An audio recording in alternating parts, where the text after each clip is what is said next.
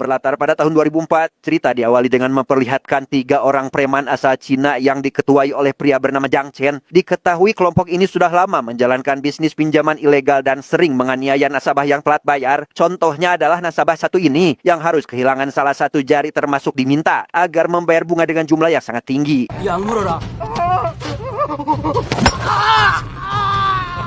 Dan kisah akan berfokus pada seorang detektif kepolisian bernama Ma. Ia saat ini baru tiba di sebuah tempat bermain biliar karena menerima laporan adanya kasus penusukan. Melihat tato ular pada dada korban, ia pun langsung bisa menebak jika si korban ini adalah anggota dari geng bernama Venom dan memutuskan pergi untuk menemui bos dari geng tersebut. Sesampainya Ma Dong-suk dan para rekan di lokasi, ia mendapati anggota dari geng Venom hendak pergi untuk mencari si pelaku. Awalnya sempat terjadi perselisihan karena salah satu anggota geng tersebut seolah menganggap remeh polisi. Hingga tak lama, bos Venom pun akhirnya muncul, sehingga Ma Dong-suk langsung memintainya keterangan.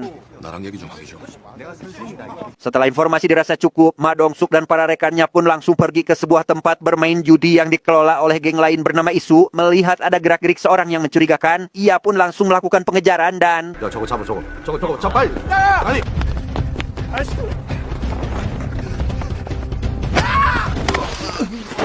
Karena tak kunjung mengaku, Ma Dong-suk yang kesal pun langsung memberikan tersangka itu pelajaran. Namun karena kedatangan atasannya yang marah-marah, ia dan rekannya yang tidak ingin diomeli pun memilih pergi dengan dalih tugas lapangan.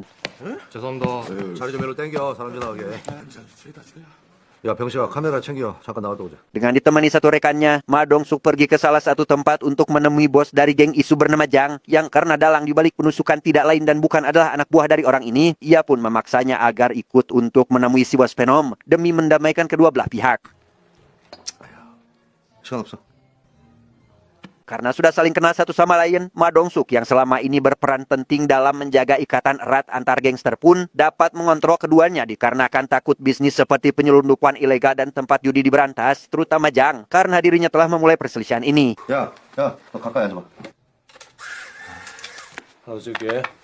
Tepat setelah pertemuan selesai, si bos Venom pun dihubungi si nasabah yang ternyata merupakan salah satu anak buahnya. Si nasabah yang ingin meminta bantuan membuat bos Venom lekas pergi menemui Jiang Chen untuk negosiasi. Mendengar hutang yang harus dibayar si nasabah bengkak akibat bunga, ia pun memperingati Jiang Chen agar tidak berbuat semena-mena, tetapi...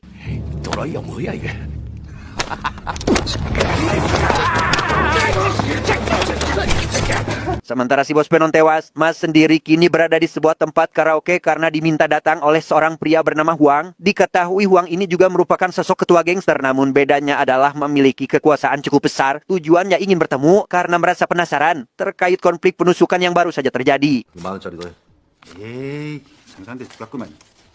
Selesai dengan tugasnya, Ma Dong-suk pun pergi ke sebuah tempat karaoke yang akibat dari kebanyakan minum khamr, ia yang ketiduran dan terbangun di pagi hari pun dikejutkan oleh anggota kepolisian yang terlihat sedang memintai keterangan karena tadi malam rupanya telah terjadi keributan di karaoke ini.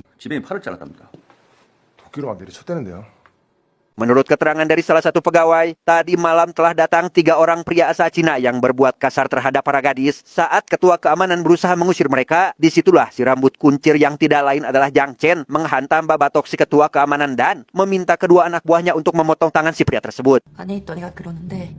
Ma Dong-suk yang disarankan agar jangan ikut campur dalam masalah ini balik meminta Huang untuk diam saja dan biarkan kasus ini ditangani pihak kepolisian. Meski begitu, Huang yang tidak ingin hanya berdiam diri pun menyuruh anak buahnya agar mencari informasi terkait identitas ketiga orang tersebut. Orang pertama yang Ma Dong-suk temui adalah Jiang selaku orang yang menjalankan bisnis penyelundupan ilegal dan perjudian. Yang karena Jiang mengaku tidak tahu tentang siapa ketiga orang itu, Ma Dong-suk pun lekas pergi menemui intel pribadinya dan mendapati informasi bahwa bos Venom sudah mati. Bukan itu saja, bahkan geng tersebut kini telah diambil alih oleh si pelaku. Bersamaan dengan itu, Ma Dong-suk dihubungi rekannya yang memberitahukan terkait penemuan jasad yang telah dipotong-potong. Setibanya di TKP, ia yang melihat tato ular pada bagian tubuh korban belum bisa menyimpulkan jika si korban adalah si bos Venom. Maka dari itu, ia ingin rekannya agar memeriksa setiap kantong sampah guna mencari potongan sisa tubuh korban.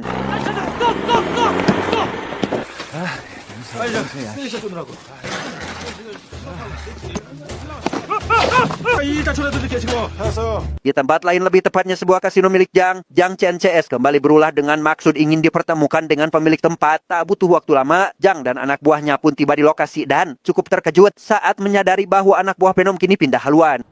이 병시 같은 게 세상이 어떻게 돌아가는지도 모르나? Di sana Jiang menemui Jiang Chen seorang diri dan dipaksa agar memberikan kawasannya. Sempat ingin melawan tapi tidak dilakukan. Ia pun pada akhirnya memilih mundur sambil menunggu waktu yang tepat untuk mengambil lagi kawasan tersebut. Bukan itu saja, Jiang Chen juga menindas warga sipil, salah satunya adalah pemilik penginapan dengan memintanya agar membayar upeti tiap bulan, di mana salah satu bawahan yang berkepala plontos bernama Sukrak menggunakan sebilah kapak guna mengintimidasi orang tersebut.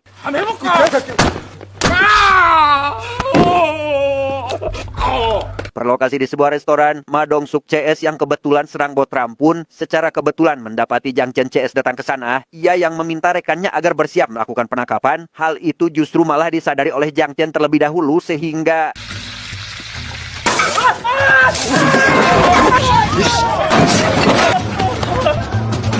ya, Jiang Chen pun berhasil lolos setelah melukai salah satu bawahan Ma Dong-suk. Di waktu yang sama, mantan anak buah Penom bernama kita panggil saja Samsul pun kini sedang diinterogasi oleh Wang karena diketahui telah join dengan kelompok Jiang Chen yang setelah dimintai keterangan, Wang ingin agar Samsul melakukan sesuatu yang entah apa itu. Akibat dari kejadian semalam, bawahan Ma yang bernama Hong pun harus mendapat perawatan di rumah sakit dan tidak diperbolehkan pergi kurang lebih 2 minggu. Setelah Ma dan rekannya menjenguk, ia pun melipir ke sebuah restoran langganan yang pegawainya adalah seorang anak muda bernama kita panggil saja Ujang, yang dengan baik hati mengoleskan salep pada bagian tangan Ma Dong-suk yang terluka. 됐어. 이제 화 안 나냐? 엄마가 딴 사람이랑 사는데. 그럼 앉아봐.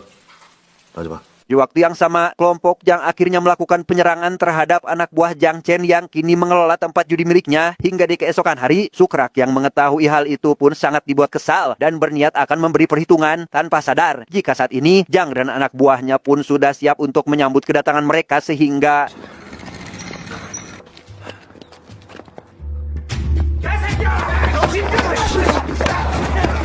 dan ya, meski hanya 2 orang, Sukrak dan rekannya tetap sulit dikalahkan apalagi saat memegang senjata. Tak lama, Ma CS yang kebetulan sedang melakukan patroli ke area itu melihat kejadian tersebut dan segera menyuruh Jiang dan anak buahnya untuk pergi, sementara dirinya akan menangkap Sukrak untuk dibawa ke kantor polisi.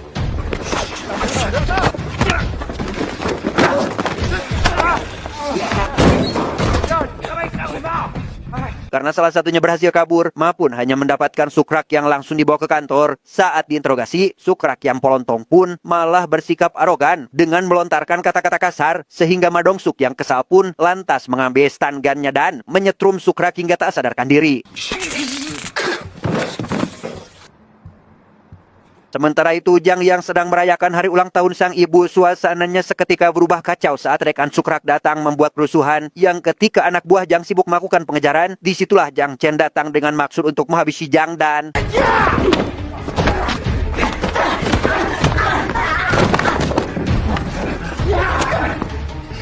karena kejahatan yang dilakukan Jiang Chen tergolong kasus berat, Ma Dong-suk dan atasannya datang ke kantor pusat sesuai permintaan dari Pak Kepala yang ingin membicarakan sesuatu. Mereka selaku unit yang bertanggung jawab atas kasus tersebut diminta agar menyerahkan masalah ini pada tim khusus yang biasa menangani kasus berat bukan tanpa alasan. Jiang Chen ternyata merupakan mantan anggota dari sindikat kejahatan terorganisir sehingga dirasa akan sulit bagi Ma Dong-suk CS yang hanya memiliki sedikit anggota. 왜? 아침부터 청장님 툭 튀어나와가지고 그러면은. Mendengar hal itu, Jun tentu saja keberatan karena unitnya sudah kepalang setengah jalan. Ma Dong-suk yang juga tak ikhlas jika kasus ini diberikan kepada tim lain, lekas mengarang cerita bahwasannya ia dan tim tinggal menunggu waktu yang tepat untuk melakukan penangkapan karena menurut hasil dari penyelidikan, jumlah anggota kelompok Jiang Chen hanya berkisar 25 orang. 최소 25. 점조직이라 우리가 좀 잡기 힘들었는데. Maka dari itu, Ma pun lekas meyakinkan Pak Kepala agar mengurungkan niatnya, bukan tanpa alasan. Andai kata ia dan tim menangkap penjahat itu, maka Pak Kepala pun akan mendapatkan promosi kenaikan jabatan. Pak Kepala tentu sangat tertarik dengan hal tersebut dan kembali menyerahkan kasus itu kepada Ma Dong-suk dengan syarat tim Jun harus membereskan kasus ini paling lambat dalam kurun waktu 10 hari. 광수의 팀장이라는 놈이 싸가지가 영도 없네.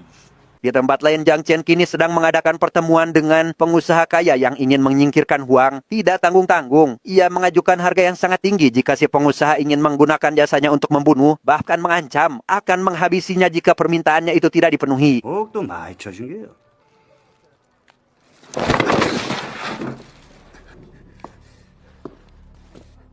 Di waktu yang sama, anak buah Huang mulai berdatangan dengan maksud untuk menangkap Jiang Chen. Rekannya yang menyadari hal itu dengan cepat menahan pintu masuk untuk memberi jeda waktu bagi Jiang Chen, tetapi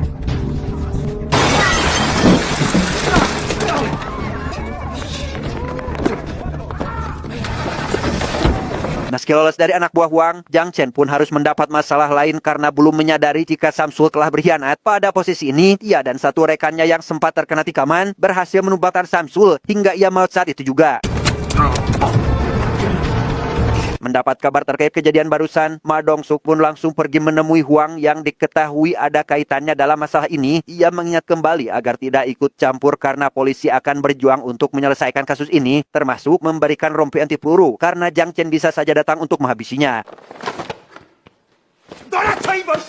Singkat cerita, esok pagi pun Caang, karena kekurangan anggota, Ma Dong-suk CS pun mengumpulkan warga setempat untuk meminta kerja sama mereka. Tugasnya cukup sederhana, yaitu tinggal memotret gambar anak buah Jiang Chen saat berbuat kerusuhan, di mana warga yang satu suara menolak permintaan itu diberi ceramah oleh Ujang, yang menjadikan warga akhirnya setuju untuk membantu.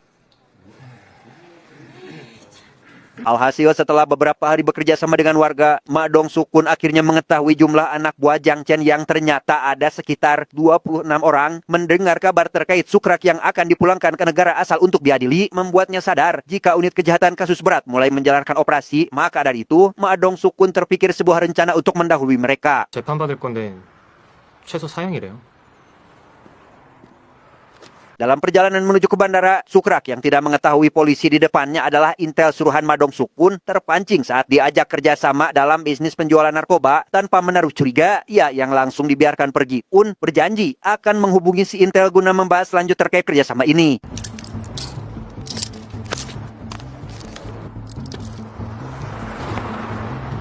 Tanpa buang waktu, Sukrak langsung menemui Jiang Chen untuk memberitahukan terkait hal itu. Ia yang bisa dengan mudah terbebas, membuat Jiang Chen curiga jika itu tidak lebih dari hanya sekedar jebakan. Tapi saat melihat sampel barang dan mencicipinya sedikit, Jiang Chen akhirnya percaya karena barang itu dirasa berkualitas dan memiliki nilai harga tinggi.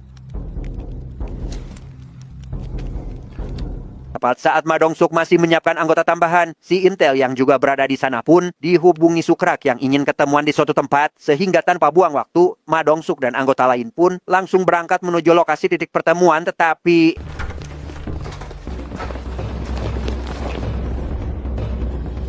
naas, yang datang ke lokasi tersebut hanyalah sebagian anak buah Jiang Chen, salah satunya adalah Sukrak. Jiang Chen sendiri, ia dan sisa anggota ternyata pergi ke tempat Huang untuk menyelesaikan pekerjaan dari si pengusaha dan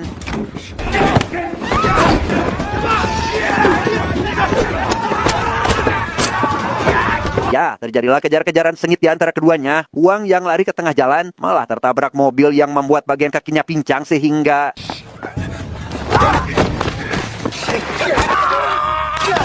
entah bagaimana nasib Huang, polisi yang melihat kejadian itu pun membuat Jiang Chen memutuskan pergi. Hong yang juga kebetulan ada di lokasi, lekas membuntuti sosok tersebut dan tak lupa memberi kabar pada Ma Dong-suk berlokasi di sebuah tempat daur ulang sampah yang selama ini jadi markas persembunyian Jiang Chen. Ia pun berusaha mencegah pria itu agar tidak pergi sampai akhirnya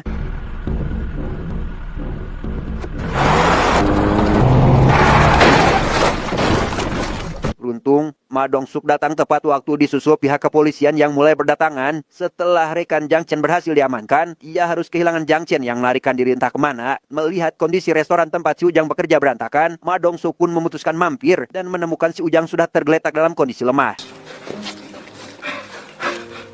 Ujang yang memberitahu jika Jiang Chen berniat pergi dari negara ini membuat Mak sadar bahwa sosok itu kini ada di bandara, sehingga tepat ketika Jiang Chen baru selesai membersihkan diri di kamar mandi, Mak sudah ada di sana untuk menangkapnya dan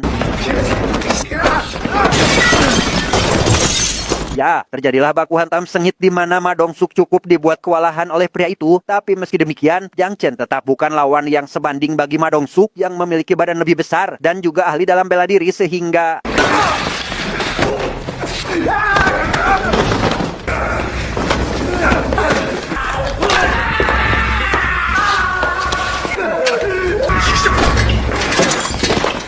Setelah semuanya selesai, Ma Dong-suk pun akhirnya bisa bernapas lega karena berhasil menangani kasus berat ini hingga di keesokan hari. Jun selaku ketua tim sangat dibuat senang karena dirinya jadi sorotan para wartawan sehingga membiarkan Ma Dong-suk dan rekannya pergi minum-minum untuk merayakan keberhasilan mereka.